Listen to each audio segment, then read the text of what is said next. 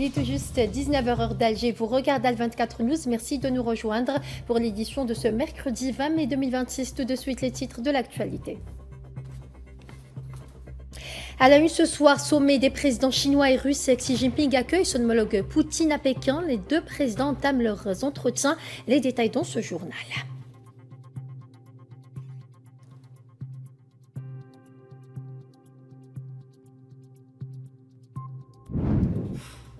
Sommet des présidents chinois et russes, la Russie s'engage à sécuriser les approvisionnements énergétiques chinoises.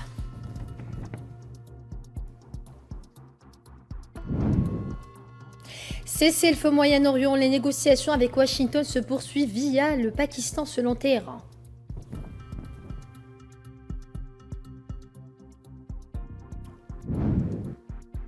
Agression sioniste sur Gaza, le bilan s'élève à 72 773 martyrs et 172 723 blessés.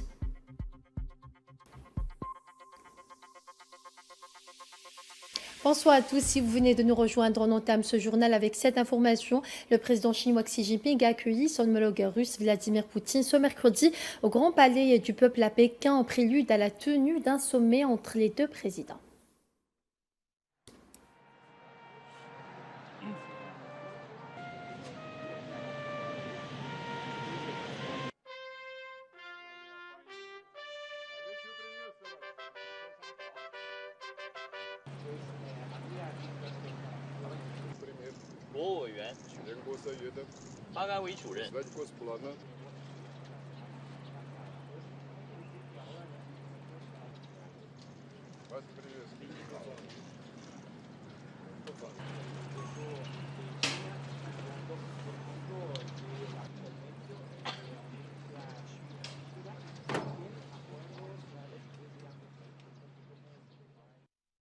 Et justement, le président chinois Xi Jinping a entamé des entretiens avec son homologue russe Vladimir Poutine ce mercredi au Grand Palais du Peuple à Pékin. Selon des images vidéo diffusées par des médias russes, à travers ces entretiens, Poutine cherche à réaffirmer la solidité de l'alliance entre les deux pays, quelques jours seulement après la visite du président américain Donald Trump dans la capitale chinoise.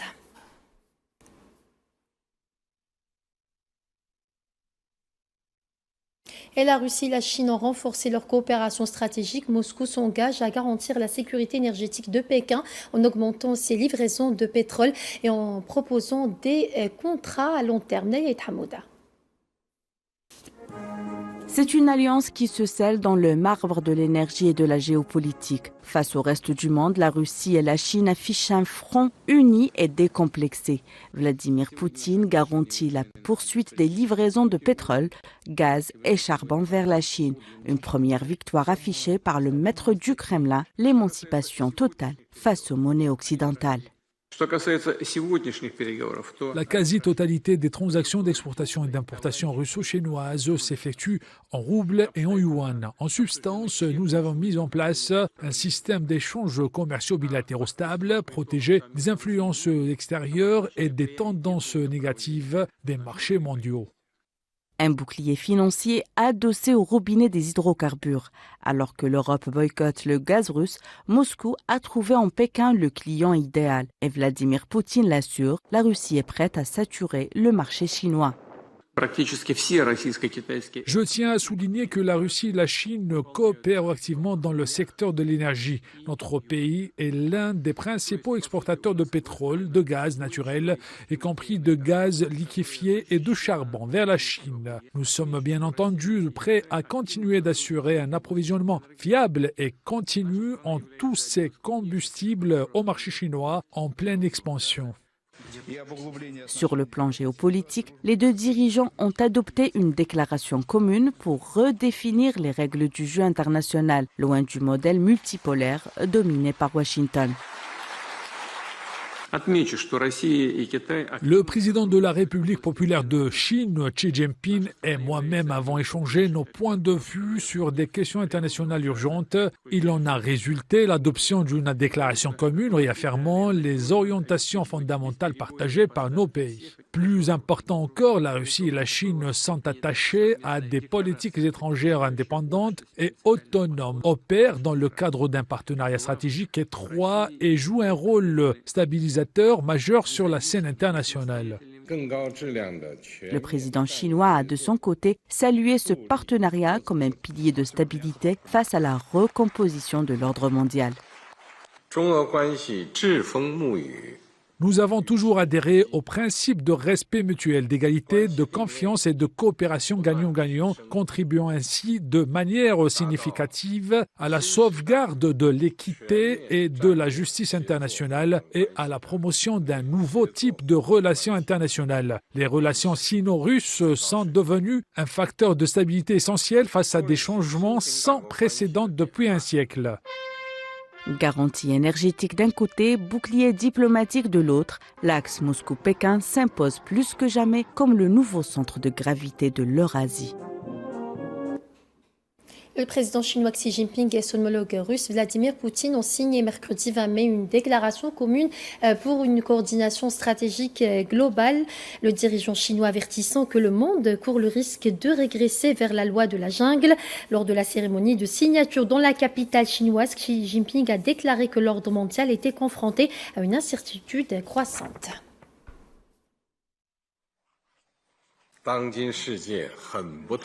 Le monde actuel est loin d'être pacifique. L'unilatéralisme et l'hégémonie représentant de profonds dangers. Le monde risque de régresser vers la loi du plus fort. Ma proposition de construire une communauté de destin pour l'humanité et les 4 initiatives mondiales ont reçu un large soutien de la communauté internationale, y compris de la Russie. En tant que membre permanent du Conseil de sécurité de l'ONU, la Chine et la Russie doivent assumer pleinement leurs responsabilités de grande puissance, défendre l'autorité de l'ONU et l'équité et la justice internationale, s'opposer à toute forme d'intimidation unilatérale et à tout acte visant à réécrire l'histoire, et en particulier à toute provocation niant les acquis de la victoire de la Seconde Guerre mondiale et tentant de réhabiliter le fascisme et le militarisme. Nous devons œuvrer conjointement à la construction d'un système de gouvernance mondiale plus juste et équitable.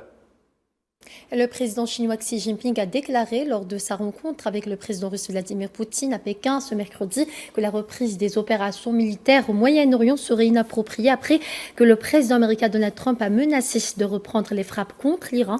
Le président chinois a ajouté que la reprise des opérations militaires ne serait pas appropriée et que la poursuite des négociations est plus importante que jamais selon ses termes.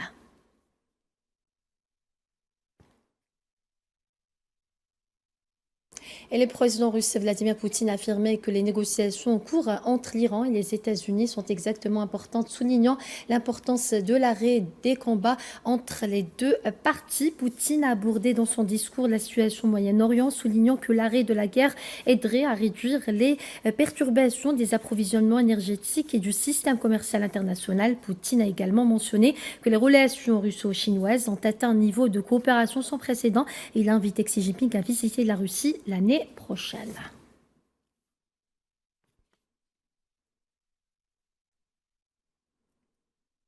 Des citoyens chinois ont déclaré mardi 19 mai que la visite du président russe Vladimir Poutine à Pékin, quelques jours après le départ du président américain Donald Trump de la capitale chinoise.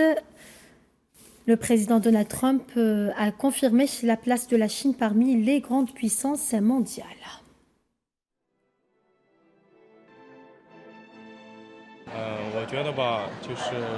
Eh bien, je pense en fait, j'ai l'impression que c'était possible et même probable. Que sa visite juste après celle de Trump était orchestrée par Poutine lui-même. Si on y regarde de plus près, les États-Unis et la Russie ont toujours été en conflit du siècle dernier jusqu'à aujourd'hui. Et les tensions persistent malgré quelques signes de réconciliation. La situation reste complexe. De nombreux pays suivent les États-Unis tandis que d'autres s'alignent sur la Russie. De ce fait, les petites nations se retrouvent souvent prises entre deux feux, tandis que les grandes puissances conservent le contrôle. C'est ainsi. Concernant ce phénomène, j'estime qu'il témoigne du renforcement de notre pays. Auparavant, nous étions un pays en développement et la structure mondiale était dominée par une superpuissance et plusieurs grandes puissances également. Mais à mesure que notre pays s'est développé, ces pays ont pris conscience que la Chine pouvait potentiellement représenter un défi. C'est pourquoi ils visitent la Chine pour mieux nous connaître et parallèlement nouer des relations de coopération. Je pense que cela montre que la Chine a désormais fermement établi sa position parmi les nations du monde et qu'à l'avenir, elle continuera de faire preuve de son statut de grande puissance, permettant ainsi au peuple du monde entier de constater que la nation chinoise est exceptionnellement capable. Dans le dossier iranien de ce journal, le ministère iranien des Affaires étrangères a confirmé que les négociations avec Washington se poursuivent avec la médiation du Pakistan, précisant que Téhéran ne fait que réclamer ses droits. Selon ces termes, le porte-parole du ministère iranien des Affaires étrangères, Ismail Baghaei, s'est interrogé lors d'une déclaration à la presse mercredi sur la nécessité pour l'Iran de transférer son uranium enrichi vers un autre pays, soulignant que personne n'avait à s'inquiéter du programme nucléaire de son pays qu'il considère comme un programme nucléaire totalement pacifique.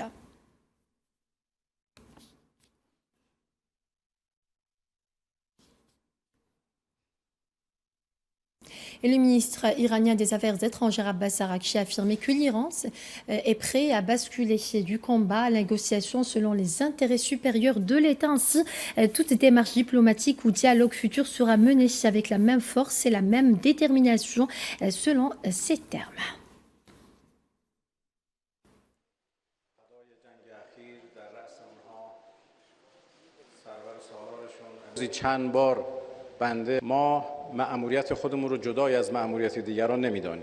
Nous ne considérons pas notre mission comme distincte de celle des autres.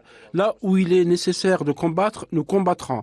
Là où il est nécessaire de négocier, nous négocierons. La mission que l'État a confiée à chaque personne est la même que celle que l'État nous a confiée. Être en parfaite harmonie avec l'État dans son ensemble, avec les objectifs de l'État dans son ensemble. Si cela s'avérait nécessaire, si les intérêts de l'État exigeaient que nous nous préparions sur le plan diplomatique au dialogue, à la négociation, alors nous y préparerons. Mais avec force, la même force que celle avec laquelle les forces armées se préparent à la défense du pays. Les forces navales du corps des gardiens de la révolution islamique ont annoncé avoir autorisé le passage de 26 navires par le détroit d'Ormuz au cours des dernières 24 heures. Dans une publication sur sa chaîne sur la plateforme X, mercredi, les forces navales des gardiens de la révolution précisaient que les navires ayant traversé le détroit comprenaient des pétroliers et d'autres navires commerciaux, soulignant que le processus de transit s'est déroulé après la coordination avec les gardiens de la révolution.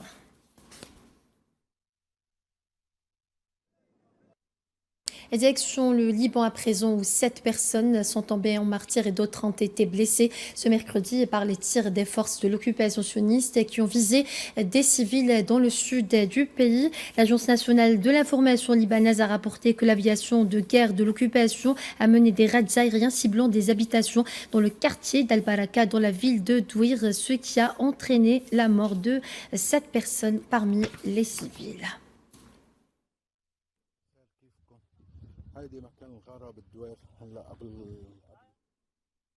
En Palestine occupée, le bilan des victimes de l'agression sioniste contre la bande de Gaza depuis le 7 octobre 2023 s'est alourdi à 72 773 martyrs et 172 723 blessés, ont indiqué mercredi les autorités sanitaires palestiniennes. Les mêmes sources ont précisé que les hôpitaux de la bande de Gaza ont reçu au cours des dernières 24 heures un martyr et 16 blessés. Elles ont ajouté que le nombre total de martyrs depuis l'entrée en vigueur du cessez-le-feu le 10 octobre dernier a atteint 881, tandis que le nombre de blessés s'élève à 2621, précisant que 776 corps ont été extraits des décombres. Les autorités palestiniennes ont également fait savoir que de nombreuses victimes se trouvent encore sous les décombres.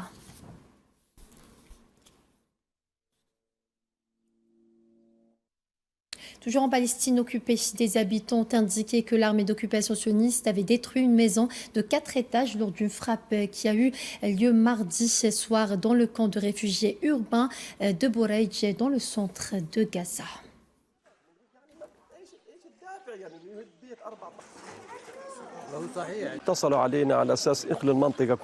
Ils nous ont appelés pour évacuer tout le quartier. On ne savait pas que c'était notre maison qui allait être bombardée. Une quinzaine ou une trentaine de minutes après le départ de tous les autres, ils ont détruit ma maison de 4 étages. Voilà tout ce qu'on a emporté. On est tous partis, femmes et enfants. Il y avait même un centre d'accueil pour les personnes déplacées ici. Personne n'a pu rien emporter. Il ne reste que quelques vêtements éparpillés dans les rues. On est arrivé et on a trouvé ça. On n'a plus d'abri, plus d'endroit où aller, plus rien. Dans le reste de l'actualité de ce journal, Moscou a annoncé que l'émissaire présidentiel américain Steve Witkoff se rendra en Russie dans un avenir proche. L'agence de presse russe Sputnik a rapporté les propos du représentant spécial du président russe et président du Fonds d'investissement et de coopération économique Kirill Dmitriev lors d'un entretien indiquant que Witkoff se rendra en Russie dans les plus brefs délais selon l'expression du responsable russe.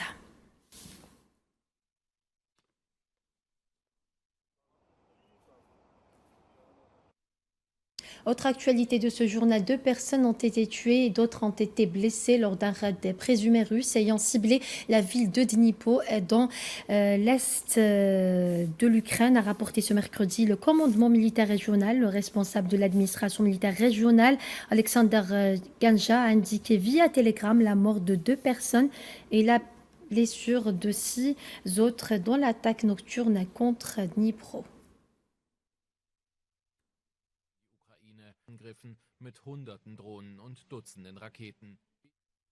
Parlons santé à présent. Le directeur général de l'Organisation mondiale de la santé, Tedros Adhanom Ghebreyesus, a fait part ce mercredi de l'existence de 600 cas suspects d'infection par le virus Ebola et 139 décès suspectés d'être causés par le virus. Lors d'une conférence de presse à Genève, Ghebreyesus a prévu une augmentation du nombre d'infections par Ebola compte tenu de la durée pendant laquelle le virus s'est propagé avant la découverte de l'épidémie.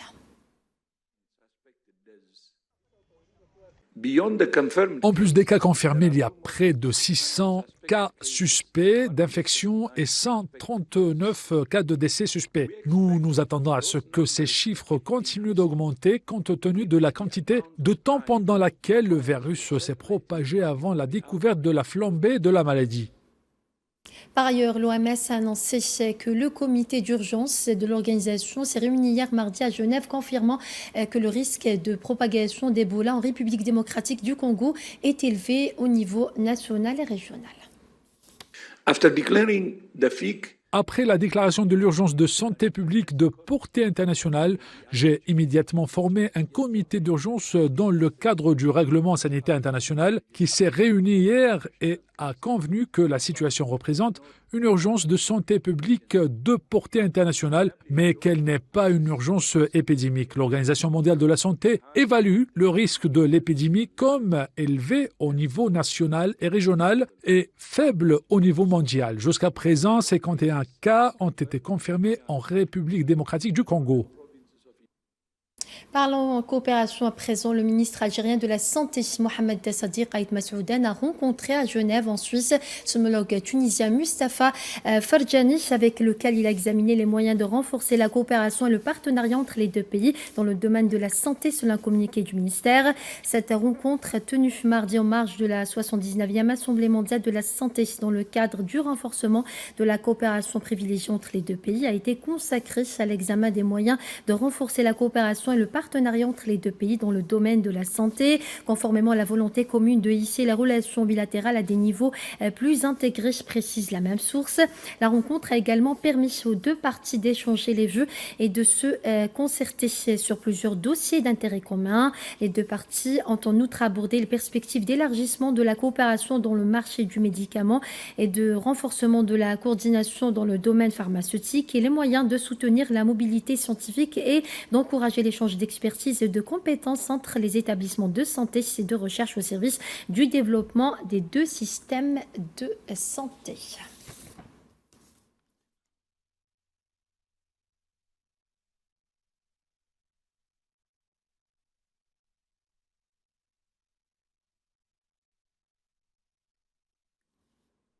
Autre information sur instruction du président de la République algérienne Abdelmajid Tebboune, le ministre des Affaires étrangères de la communauté nationale étrangère des Affaires africaines Ahmed Attaf est arrivé ce soir au Caire pour une visite officielle en Égypte. Le programme de cette visite comprend deux dimensions principales, une dimension bilatérale relative aux relations algéro-égyptiennes et une dimension tripartite liée à la crise libyenne.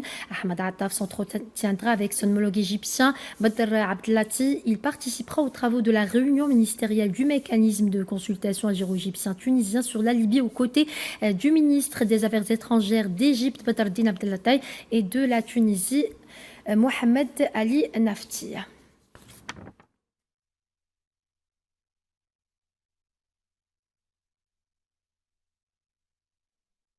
Le ministre délégué auprès du ministre de la Défense nationale, chef d'état-major de l'armée nationale populaire, le général d'armée Saïd Chengriha, a supervisé ce mercredi polygone de tir de la façade maritime Stagigel, le déroulement d'un exercice tactique naval comprenant un tir de missile anti-surface exécuté par une corvette polyvalente ainsi qu'un exercice tactique aérien exécuté par des aéronefs de combat multirôles comprenant un tir réel de missiles anti-navires, indique un communiqué du ministère de la Défense nationale. À l'issue de l'exercice, les unités navales et aériennes participantes ont rendu les honneurs militaires au général d'armée Saïd Chengriha, ministre délégué auprès du ministre de la Défense nationale, chef d'état-major de l'armée nationale populaire, conclut le communiqué du MDN.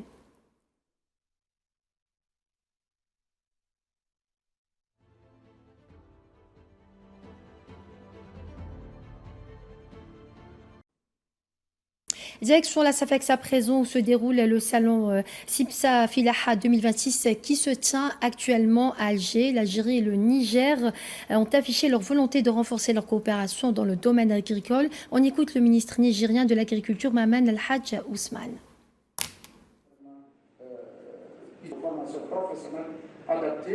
Nous sommes ici aujourd'hui par la volonté de nos deux présidents. Vous savez, il n'y a pas 3-4 semaines, le président de la République du Niger, le général d'armée Abdraman Chani, chef de l'État, était ici en Algérie. Et plus d'une semaine après, le Premier ministre algérien a été désigné par le président Tebboune pour qu'il soit au Niger pour tenir la grande commission mixte nigéro-algérienne. Et aujourd'hui, nous sommes là pour concrétiser ces éléments en Algérie.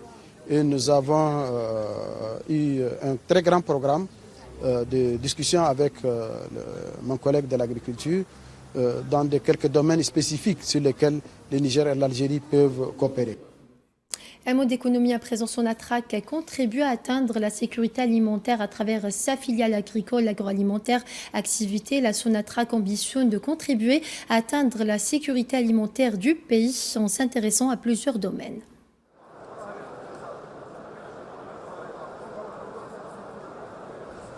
Dans le cadre de la sécurité alimentaire tracée par les pouvoirs publics, Sonatrach, par le biais de sa société, donc activité agroalimentaire, c'est la 3A, c'est-à-dire le marché de la céréaliculture. Nous avons acquis un peu plus de 26 000 hectares à travers 4 wilayas au niveau du sud.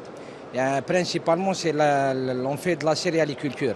Donc actuellement, nous sommes entrés avec pas moins de 30 pivots au niveau de Adrar et les autres wilayas. Donc les premières récoltes, nous sommes toujours, c'est-à-dire en récolte, mais les premières données sont très satisfaisantes.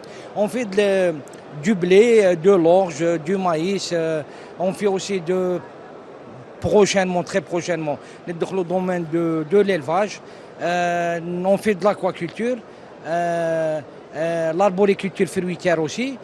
Donc tout ça, c'est les ambitions de notre société 3A pour s'inscrire conformément, c'est-à-dire à ce qui a été arrêté par les pouvoirs publics. Dernière information avant de clôturer ce journal au Palais des Expositions de la SAFEX à Alger. La plus grande salon agricole d'Afrique du Nord connaît une transformation radicale. L'accent principal est mis cette fois-ci sur la transformation des matières premières agricoles, bien transformées à haute valeur ajoutée sur le sol algérien. La réduction de la facture d'importation et la dépense vis-à-vis de la production locale ont toujours été des priorités absolues pour l'État algérien. Cette exigence s'est traduite par des mesures concrètes, à commencer par le développement développement de chaînes de valeur solides qui contribuent à réduire la facture des importations jusqu'à la transformation des matières premières en produits locaux de haute qualité.